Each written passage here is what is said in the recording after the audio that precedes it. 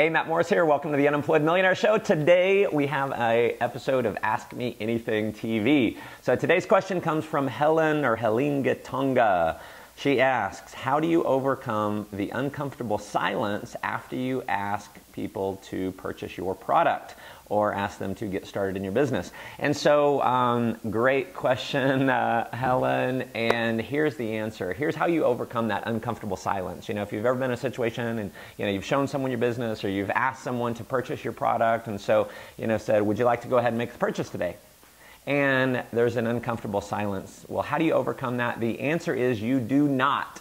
You do not overcome that. See, what's fascinating, the average salesperson, after 2 seconds of silence, only 2 seconds of silence, they then it feels uncomfortable, and so they butt in. They start talking, they start reselling. And when you do that, that actually prevents you from making the sale. And here's just a little bit of the psychology behind it. And this is why average salespeople are average, because they're not okay with that uncomfortableness.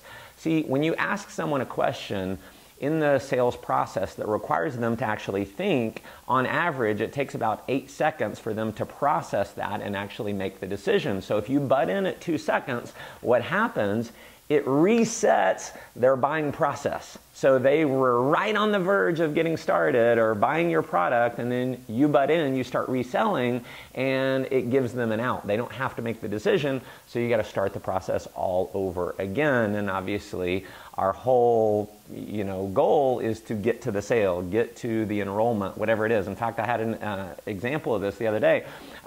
Did a presentation. I went through the product, went through the business and so forth, and at the end, a young lady brings me her prospect, and she's saying, he had some questions. He's on the fence, and, I answered a couple questions, and I said, so you're ready to get started?